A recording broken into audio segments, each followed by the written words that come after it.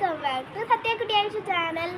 இன்றைக்கி நம்ம என்ன வீடியோ பார்க்க போகிறோம் அப்படின்னா, இன்றைக்கி ஃபன்னியான ஒரு அட்வைஸ் மாதிரி சொல்ல போகிறேன். ஸோ இது நிறையா டைம் நடந்திருக்கலாம். அந்த மாதிரி தான் ஒரு ஃபன்னியான அட்வைஸ் சொல்ல போகிறேன். நிறையா பேர் அதை வாங்க காசு இல்லை, இதை வாங்க காசு இல்லைன்னு சொல்லுவீங்க. ஆனால் அதுக்கு முன்னாடி நீங்கள் என்ன செலவு பண்ணியிருப்பீங்கன்னு யோசிக்கிறோம்.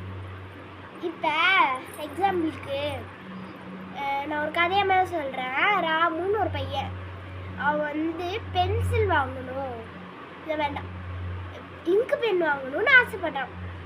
எனக்கு அது நீடு, ஓகேங்களா. பட் அதுக்கு முன்னாடியே அவன் என்ன வாங்கிட்டான்னா விஆர் மிஷின்ற ஒரு மிஷின் வாங்கிட்டான். ஸோ அது அனாவசியமான செலவு தான், அது அவனுக்கு தேவையில்லை. ஆனால் வாங்கிட்டான். இப்போ அவனுக்கு நீடடான பொருள் கூட வாங்கிறதுக்கு அவனுக்கு காசு இல்லை. ஸோ இந்த என்னன்னா, உங்களுக்கு அனாவசியமான தேவைகள் இருக்க வேண்டாம், சரிங்களா. இப்போ எனக்கு பென்சில் வேணும், பேனா வேணும், ஸ்கூலுக்கு தேவையான நிறையா பொருள் வேணும். ஆனால் நான் அதுக்கு முன்னாடியே தேவையில்லாத செலவு பண்ணிட்டேன்.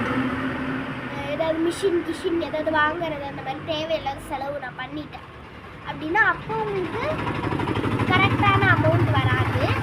ஸோ நீங்கள் என்ன பண்ணணும்னா, எப்போவுமே நம்மளுக்கு இது தேவையா, இது வேணுமா, கன்ஃபார்மாக அப்படின்னு பார்க்கணும். இப்போ எனக்கு தான் விஆர் மிஷின் வாங்கணும்னு ஆசை, ஆனால் நான் ஒத்துக்கிட்டல வேண்டாம் அப்படின்னு.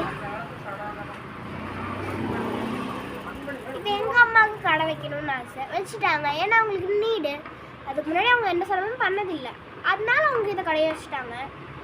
ஸோ இப்போ எனக்கு பென்சில் பேனா எதுவுமே வேணும்னாலும் நான் முன்னாடி அன்னீடனான ஒரு செலவு நான் பண்ணியிருக்கக்கூடாது.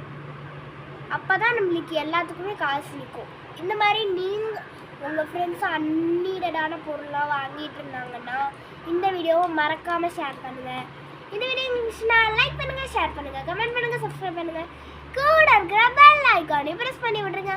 அப்போ நான் வீடியோஸில் உங்களுக்கு நோட்டிஃபிகேஷன் சேரும். தேங்க்யூ ஃபார் வாட்சிங் மை ஃப்ரெண்ட்ஸ்.